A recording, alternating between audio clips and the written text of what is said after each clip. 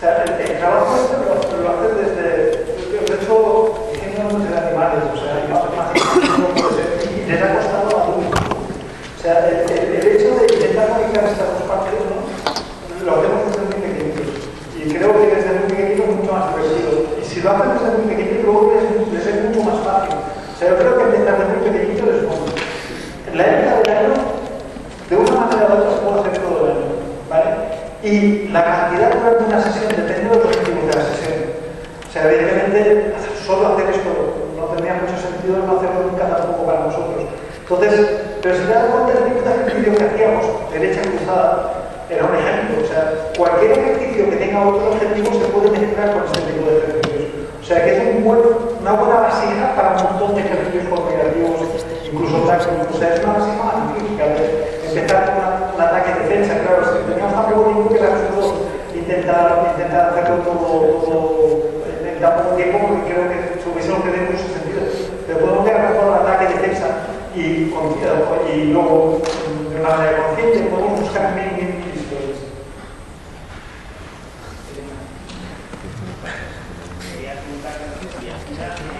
¿Cuál ha sido la clase que has podido ver en este tipo de entrenamiento a nivel de juego en que lo has notado? Y luego sobre la charla que ha sido la parte teórica, hablabas de intentar crear jugadores que no se justifiquen, que no pongan excusas. Entonces, en ese sentido, preguntarte sobre las chicas, sobre el tenis femenino, que se ha hablado muchas veces de que hay que tratarlo de una manera, digamos, con más mano izquierda. ¿Cómo compaginar ambas? ¿Sabes? El no tener una jugadora que ponga demasiadas excusas, porque precisamente escuchándote pensaba que siempre se ha dicho que como las chicas maduran antes, los chicos como que son más inconscientes. Entonces, no, los chicos son más inconscientes y se toman las cosas de otra manera.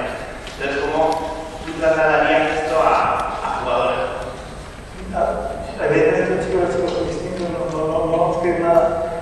Lo de tener más cuidado con las chicas no lo tengo tan claro. Los resultados como Manhattan han sacado buenos resultados con chicas que eran más rápido que yo y que cuesta. O sea, la mujer a veces tiene un sentido, necesita un poco de punteo. No tengo muy claro que una situación confortable saca más dinero de una chica siempre. Lo que sí las chicas suelen ser más lógicas, trabajan más con la parte del cerebro que hablábamos que la izquierda, que son mucho más racionales, ¿no? Entonces hay que tener cuidado porque el tenis no lo es. Intentar pensar demasiado mal, eso sí es sencillo. Entonces, intentar que piensen menos, pero esto yo creo que es vamos a dejarlo para dejar bien. Ya he hecho un par de comunidades que podrían parecer machistas, parecer no feministas, ¿no? Las mujeres son más inteligentes, son más racionales en la pista. Entonces, pero esto no es bueno. O sea, lo otro decía, esto parece malo, pero bueno, esto no puede ser no bueno, ¿no? Es muy bueno en los intermedios, en los breaks, poder razonar, pero cuando puedas tienes que dejar de razonar. Entonces, hay que enseñarlas a no pensar tanto, a jugar, a sentir más. No es fácil, pero con este tipo de ejercicio yo creo que se consigue, o que podamos conseguir algo. De todas maneras, existe lo mismo, nosotros no enseñamos, nosotros pasamos información, el jugador se enseña a sí mismo. O sea, si el niño o la chica, el chico, no es receptivo y no quiere meterse en la cabeza, no lo vas a conseguir. Entonces tenemos muchas veces que buscar más cómo él se va a meter, lo que le he dicho a la chica, ¿no? Digo, no, si yo te tengo que dar la solución, no me buscar tú. O sea, si yo te tengo que dar la solución de una cosa tan sencilla es que tú estás pensando en otras cosas, estás pensando, lo pasado ya no estás pensando y que miraba que para el deja de pensar fuera, busca una solución al problema que tienes, no estés pensando que me están mirando que no me quiero olvidarte de esto. A ver el momento que vino, que nos pasa a todos, ¿no? que ha sacado hasta ya que viene el acordaje. Estos pequeños detalles, ¿no? Yo soy muy partidario de eliminarlos de raíz, porque estos son excusas. O sea, buscar situaciones que sean uno. Igual no sirve yo, no, ¿qué pasa? Has fallado, has sacado muy mal. ¿Y? ¿No? Cuando tú aceptas que no pasa nada, entonces empiezas a no sufrir del error. Yo creo que las mujeres socialmente están muy presionadas. Un arquitecto, tío, vas a ser buen arquitecto, vas a ser buen arquitecto, una arquitecta tía tiene que ser muy buena para que te den bueno. Esta sensación de presión se transmite también en una parte seguramente, seguro, que es psicología. Lo que quiero decir, hay una parte que es real, ¿no? Entonces, hay que aprender a que la mujer acepte más el error como parte del juego, que le cuesta aceptarlo. Y esto creo que luego seguramente, si la familia me ayuda y luego fue muy pequeñitos, y la comunidad de pequeñitos, es complicado luego. Y al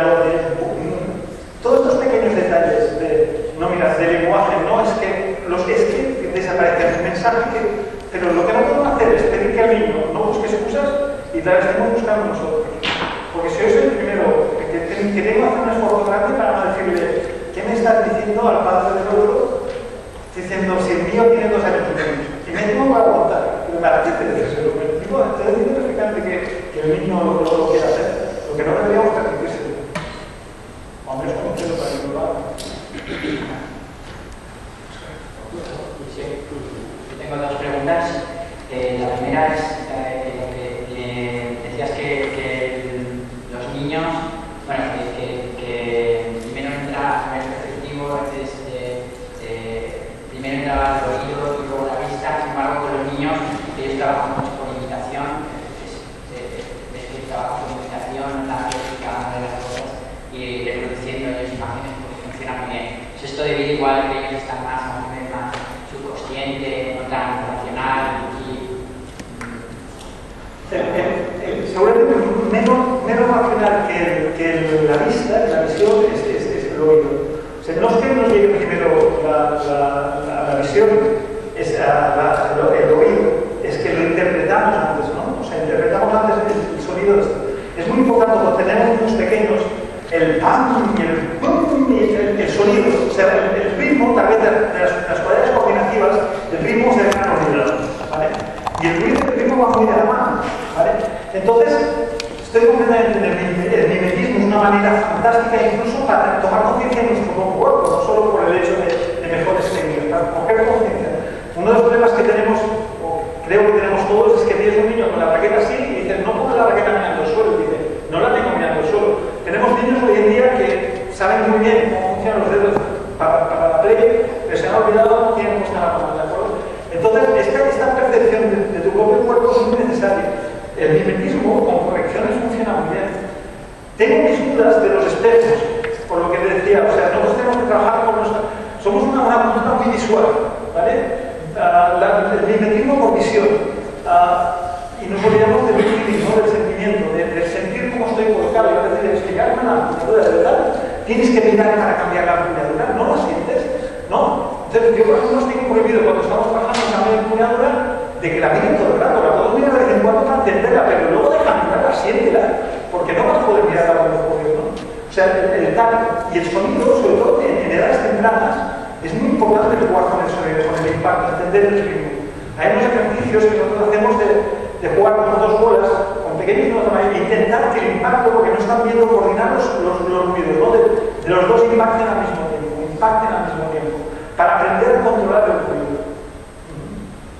¿Te he contestado? Sí. Muchas veces contesto cosas que no me preguntan, me mola mucho. La otra pregunta refiere a lo que decías que cuando de repente hay un frenazo que de repente te haces como más consciente de que yo he oído que gente que ha tenido un accidente o un momento de mucho estrés es como que siente que el tiempo se detiene y todo va como a cámara lenta. Eso tiene que ser una reacción del cuerpo para ser más eficiente, no para ser más ineficiente. Es una percepción. La vida va al mismo ritmo, es una percepción, ¿no? Ahí os habrá pasado a vosotros que llegáis a casa y no es que he cogido la autopista, no la he cogido. O sea, hay un momento que el subconsciente es tan hábil que tú estás cansado y desconectas y tu subconsciente te va a casa. Hay gente, y no es broma, que deja de conducir por el miedo de no saber cómo te ha ido. Es que no te mete al corte y deja de conducir. No. Tu consciente está bueno, necesitas empezar para conducir. Pero si pasa algo, no te preocupes, si pasa algo se activará el consciente rápidamente y te da la acción. Y cuando se active todo, cuando hay la adrenalina se dispara de tal manera por el pánico, tu cerebro va todo mierda, va tan rápido que es como una cámara de cámara rápida que dan las neuronas, ¿no? Que va tan rápido que la percepción del tiempo se vuelve más lenta. Y por eso tenemos una sensación de cámara lenta. Hay otra sensación.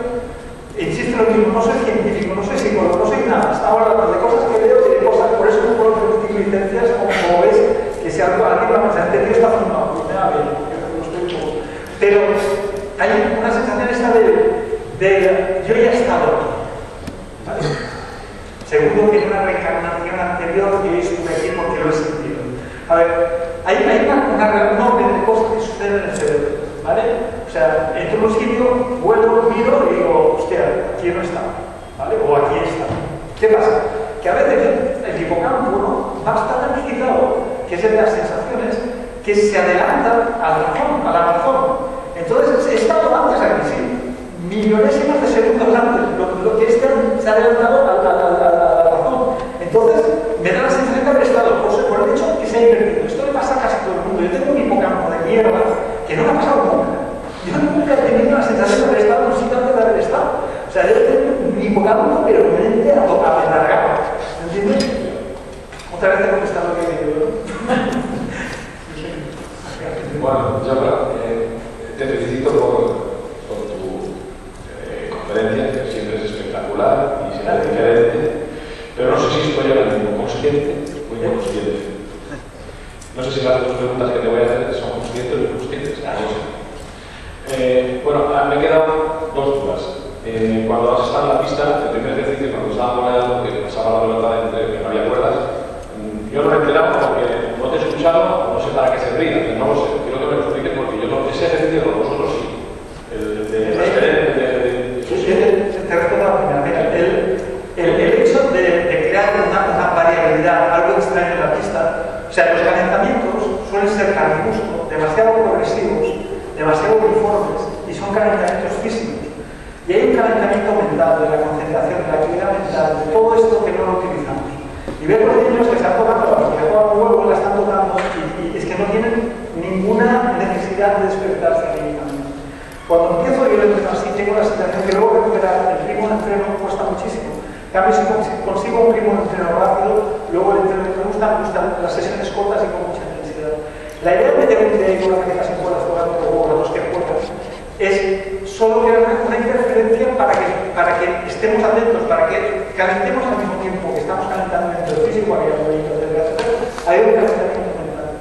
Otra manera de calentar mentalmente al jugador puede ser cuando hacen las gomas que hacemos casi todo el mundo, ya, o la movilidad articular, a hacer visualizaciones al mismo tiempo. No estar pensando cómo voy a pegar esto. O sea, la idea es que no calentemos solo con la mano así. Si hacen el trance, calentemos una cosa de una manera aburrida que encima nos concentramos. Yo tengo dos maneras, o cuando hago las gomas quiero sentir hasta la última fibra del cuerpo, o estoy visualizando lo que va a pasar y cómo voy a pegar una cosa, o la actitud que voy a tener, o los errores que no quiero documentar. O sea, mi idea solo es no olvidarnos de calentar la cabeza al mismo tiempo que calentamos el resto de nuestro cuerpo. No teníamos un gran sentido. Y luego, cuando nos hemos ido atrás, el juego también tiene un sentido, una progresión del mismo. Sí. Y la segunda pregunta es referente a un estudio sobre los top 10 system, sobre los jugadores top 10. Entonces, yo quería saber si esos jugadores, desde el número 100 hasta el número 1, a medida que van acercándose al número 1, quiere decir que, según tu visión, los jugadores juegan de una manera totalmente subconsciente, los más altos, más que los que son conscientes, y por eso están más arriba, o no es así. A ver, yo he comentado que creo que una de las grandes mejoras de Djokovic es psicológica en el aspecto de que es capaz de pensar menos o de jugar más. O sea, lo que he comentado hasta acabar el punto, sí, y luego sonreír como he ganado el match ball. O sea, está en una situación de ingravidez, de borrachera. Yo tengo una niña, uso ahí, no nada más que ocurra con un animal, llamamos intensivo, porque no saben espacios, pero que es tan intensa que se nos pierde. O sea, luego le cuesta entrar en el personaje. Entonces muchas veces digo, ponme cara de borracha, tiene 14 años. Digo, ponme cara de borracha, porque hablamos de lenguaje corporal, como su español es muy bueno y mi ruso no es muy malo, entonces buscamos digo, ponme cara de borracha.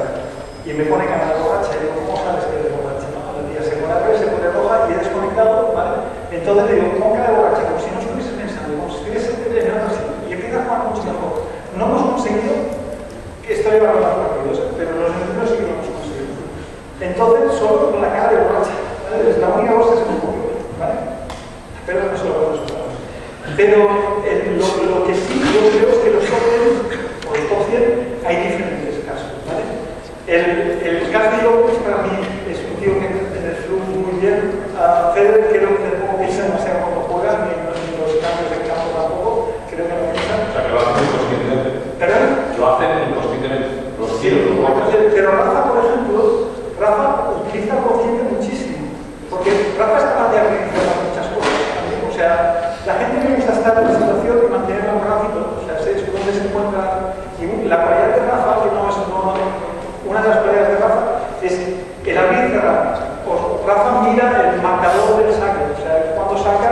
sigue jugando sabiendo que ha sacado 100, ¿vale? O sea, su capacidad de buscar, su capacidad de volver a la concentración de un cambio, entrar en esta situación subconsciente, consciente, es de una efectividad terriblemente grande. Y hay gente que es con un talento terriblemente, lo sabéis todos, los top son la gente que tiene más talento. O sea, hay gente de números de 200, de lo que nosotros entendemos por talento coordinativo. Los tíos que juegan mucho mejor que los tíos que están arriba, y no están arriba. Posiblemente, sobre todo, y en Chica que pasa muchas veces, la incapacidad de desconectar el consciente nos hace completamente inútiles. Yo no digo que el consciente no tenga que actuar, pero la incapacidad de desconectarlo nos hace inútiles. Cuando los que me habéis escuchado, un detalle a los que me habéis escuchado hablar de las habilidades, los cruzados antes, los que eran un ojo izquierdo, mano derecha, al revés, que estamos hablando de gente que es poco racional y muy sensitiva, eran los buenos. Y los racionales, los homogéneos, no les costaba más, el porcentaje era mayor. Hoy en día hay más homogéneos en el top que los otros. Y es porque yo creo que se trabaja muy bien, que se consiguen desconectar. Ya la ansiedad de razonarlo todo la pueden desconectar. Yo creo que se está trabajando muy bien y muchas veces sin saber. Otra vez contesto lo que pasa con la vida. Venga, antes. Hola, buenos días. Gracias por la presentación, primero. Segundo, quería preguntarte si este tipo de calentamientos se usa previo a competiciones. Yo, por ejemplo, voy a competir y... ¿Pero qué es que un calentamiento de una competición? Cuando tú vas a calentar una competición es importante, normalmente nosotros calentamos. Un calentamiento largo por la mañana y un calentamiento corto antes del partido. Lo que quieras. Debe decir menos sexo para hacer el chicho, pero sexo también, lo que quieras. O sea, lo que te vaya bien. Evidentemente, a lo mejor este juego, como es, necesitas vestido, pero este juego, como es divertido, a lo mejor te libera. Y hasta el momento que cada jugador tiene que ocultar su momento. Hay gente, tú ves en un vestuario antes de los torneos, y hay tío que está así concentrado. Yo les explico, la final de Cincinnati de Carlos, esto no es broma, es verdad. La final de Cincinnati de Carlos se puso a llover, ¿vale? Nos bajamos al vestuario y mientras Hewitt estaba arriba y estaba hablando así muy tranquilo, nosotros bajamos al vestuario y llevamos toda la semana montando un campo con una mini red y jugábamos a tenis con el pie en el gimnasio. La noche ya se montamos eso, ¿vale? Y de momento llega el director del torneo y dice, Carlos, en 10. Y Carlos dice, ¿puede ser en 15? Y dice, sí, es que esto no me ha gustado. O sea, a ver, evidentemente eso no tiene importancia, Carlos no lo sirvió, pero es su manera de defenderse de la presión del momento. Entonces, hacer una forma o darle una importancia, a él le va muy bien. Haz lo que vaya bien. Normalmente, la humildad, el darle una importancia, suele protegerle muchísimo.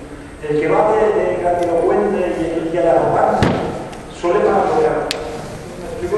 Nosotros tenemos una charla que es sobre la humildad y la conclusión es la humildad no es el camino hacia el éxito, la humildad por sí sola ya es el éxito. Entonces la humildad bien entendida puede ser muy ambiciosa, o sea, la humildad bien entendida puede encontrar tu espacio en ese momento, pero respondiendo a tu pregunta, no voy a hablar con una pregunta de leche, cuando quieras, lo que te vaya a hacer. Pues que gente en fondo diseñar la pelota de rugby, hay gente que sea pelotas pequeñas de fútbol para calentar, lo que te vaya a hacer. Hay gente que necesita desconectar, hay gente que necesita unos trabajos mucho más centrados. Los latinos somos, yo creo, unas cosas bonitas de España que no somos buenos en todo, hasta en el patinaje sobre hielo. Pero, y eso, ya somos más de todo. Yo tengo un particular y es que somos el último país civilizado que ha entrado sobre protección. Pero esto también tenemos unos países al norte que han idiotizado a sus hijos, nosotros hemos empezado a idiotizarlos ahora. Nos durará una generación, no mucho más, ¿vale? Pero pues, la sobreprotección a mí me preocupa muchísimo. No sé qué te está preguntando. De todos los golpes, el saque de al revés, el más consciente es el saque. El saque es el que tienes más cerca del consciente. Claro. Porque cuando saque el resto. El resto está cerca del consciente, es completamente inconsciente. A la velocidad que va el resto, es que hago perfecto la ficha. O sea, por ejemplo, Rafa, por ejemplo, que es diestro de pie, no es el mismo. O sea, en el revés, en el revés cruzaba siempre la pierna, ¿vale? Entonces intenta intentábamos que abriera la pierna derecha para poder estar juntos. Y le costaba, y al final un día digo, es que así, dice, ¿usted crees que soy idiota? Y ya no sé si con esto va mucho mejor. Cuando lo hago despacio va mejor, pero me saca mi puta esa que le Carlos, le viene a la puta mierda, mi cabeza no me da tiempo a pensar y ya está. Y al final lo cogió, pero le costó muchísimo, muchísimo. Dos preguntas. La primera en relación a lo que he comentado al principio del tema de calarse, de jugar los puntos importantes, como se juega los puntos importantes. La diferencia principal entre los jugadores que ganan un porcentaje mayor de ese tipo de puntos podría ser la capacidad de mantenerse en esos momentos en unos niveles de estrés que le permitan mantenerse en su consciente. Quizás los que ganan menos porcentaje se salen de este nivel y empiezan a utilizar la parte consciente. Yo no voy a decir que esto es una razón, la razón, lo que es una razón seguro. O sea, la inconsciencia no tiene tanta responsabilidad como la conciencia, y la responsabilidad no es alta. Entonces, si tú consigues mantener bastante inconsciente o no, porque al final todo el mundo se caga, todo el mundo tiene presión, ¿no? Es como negocios. El que negocia bien, el consciente no manda sobre su consciente, es capaz de mantenerse siendo efectivo. El que entra en responsabilidad de si gano me meto 10 como cierra, es muy difícil de ganar. También puede ser que realmente yo creo que es una de las grandes razones porque los puntos importantes los ganan los buenos, son capaces de mantenerse jugando a su conciencia. Rafa es un ejemplo mental brutal, pero Rafa en los partidos de 15 más goles contra que ha ganado, no sabe cómo jugar ninguno. Pues cuento una muy clara. Rafa está jugando en Navarría, no me acuerdo de contar, pero había tenido como 7 más goles que contra. ¿Vale? Y cuando lo digo, joder, qué bestia, ¿no? Y dice, pues no te imaginas, estaba sacando y estaba deseando, me metan primero. Digo, ¿y eso? Dice, pero cuando me metía el primero, ni pensaba, metía. Pero cuando se acaba el segundo, estaba pensando, ¿qué hago yo? Y cuando yo pensaba, ¿qué hago yo? La fallaba. Por eso no tanto más goles. Porque en el lado izquierdo me sacaba primero y en el lado derecho me sacaba con segundo. Imagínate cómo le va la cabeza a un tío así. En ese momento puede hacer este razonamiento. Porque se da cuenta luego, pero es consciente en ese momento. Que está prefiriendo que le meta primero a no tener que pensar. Y una segunda. Ha comentado que lo ideal es la mezcla entre la buena utilización de una parte consciente y la buena utilización de una parte inconsciente en los momentos que las dos han de utilizarse. Mi pregunta es, si en el espacio que hay entre puntos o descansos se utiliza la parte consciente, por ejemplo, el tiempo que hay entre puntos, ¿da tiempo a conectar, es decir, lo que yo pienso antes de jugar, a ponerlo en práctica justo antes de jugar con la parte inconsciente? O más poderes o más. O sea, se llama el patrón de juego. ¿Vale? El patrón de juego es lo que como nos gusta jugar. La táctica es esta bola que hago con ella, presente, este es subconsciente, o debe ser subconsciente. Y luego la estrategia la voy cambiando. La estrategia es consciente. ¿Vale? La estrategia que es consciente nos permite no quería tener complejo, pero me va a hacer las cosas. O sea, la estrategia es consciente, la analizamos y tomamos decisiones. Que luego tenemos que aplicar de una manera inconsciente en la táctica, o sea, en la ejecución de los movimientos. ¿Vale? El problema está que muchas veces el inconsciente va en contra de la estrategia, porque la tenemos tan marcada y yo lo quiero cambiar. Yo veo con mi visión periférica, con pantalones azules. La última que ¿alguien me quería preguntar aquí? ¿No? ¿No? ¿Ya? Sí. Gracias. Sí. Sí, yo quería preguntar, cuando hablabas de que buscabas en los chavales sobre todo la concentración y no se llamaste actitud o intensidad para poder, digamos, conseguir ellos lo mejor, si fueras sobre 10, si tuvieras que valorarlo sobre 10, ¿qué valores intentarías conseguir para poder crear esa sobrecompensación? O sea, si dices, no, hoy no estás a este 7 o este 6, hoy no podemos trabajar o no hemos trabajado bien porque en ese grado de concentración o la actitud que tenías que estar no has estado o no hemos conseguido que estuvieras esa. No sé si entiendes un poco. Sí. Ahí, yo tengo una pelea conmigo mismo con la motivación, ¿vale? Una historia. Y hay veces que la motivación debería dejar de marcarnos lo que hacemos, ¿vale? Dentro de este marco de entropías. Y fijarnos más en el compromiso. Tenemos una generación de niños que, o sea, tenemos una generación que a los 15 años lleva la misma sangre que cuando nacieron. O sea, no sangran, no tienen cicatrices, no son como huesos. Tienen tendinitis en los dedos tubulares, no nos engañemos. y cada vez vamos a más, ¿vale? O sea que en este momento, yo tengo muy claro, la concentración es esencial. Si no hay un marco de concentración, y la concentración la podemos conseguir. Yo me cuesta mucho que los niños aguanten una explicación de más de 5 siglos. Las explicaciones mías son siempre muy cortas, o han gustado. Pero que te aguante la concentración es complicadísimo. Es complicadísimo. Yo ya no diría la importancia de la concentración, que es muchísima, sino porque es una carencia actual. La PlayStation, a mí, la Play, todas esas mierdas. Yo tengo una guerra con los que me conocen un poco con los videojuegos convencionales y con las redes sociales mal ejecutadas, que creo que es casi siempre. ¿Vale? Y una de ellas porque limitan, mi manera de entender yo es que limitan la concentración. No, porque cuando juegan al matar al marciano están concentrados, no mierda. Están 7 horas. ¿Quién aguanta concentración 7 horas? Es mentira. Lo que conseguimos es una situación plana. O sea, si yo digo a un padre, mira, tengo una cosa cojonuda, voy a sentar a tu hijo en una habitación con una droga que si no juegas, que no hace daño, te voy a estar feliz, sin pensar, durante 3 horas. El padre me mata, me denuncia, pues eso es lo que es una pena. Reactivar la concentración, volver a activar la concentración para mí es esencial. Yo, si así, me gusta ser radical. Y si tenemos que coger una concentración, la actitud es esencial y viene formada por muchas cosas. Pero si no hay un campo de concentración, un ámbito de concentración, no creo que sea posible. Sí, y la última, bueno, yo estoy en las escuelas de base y nosotros tenemos escuela de base o semi-competición, pero bueno, son los que tienen un poquito más de años, que le llamamos semi-competición porque los padres le apetece que se le llame así. Y nosotros nos volvemos locos para inventar ese juego maravilloso para poder conseguir ese objetivo. Si no tenemos el juego maravilloso o el juego súper divertido, puedes tirarlo. O sea, es imposible que te lo den. O sea, por lo menos en mi caso, cuando mis compañeros lo han conseguido, yo es imposible. Consigo el juego increíble y en ese juego increíble sí que me dan concentración, me dan intensidad, me dan compromiso. Pero si no tengo el juego increíble, no me lo dan. Mi niño no disfruta, pues que se joda. O sea, la vida no es disfrute constante. O sea, hay momentos que tienes que aprender una cosa y no es divertida ahí. O sea, estoy harto de lo que me quemamos, te lo digo en serio. O sea, la satisfacción no tendría que venir siempre con el divertimiento. ¿Vale? El divertirse está muy bien, pero no constantemente.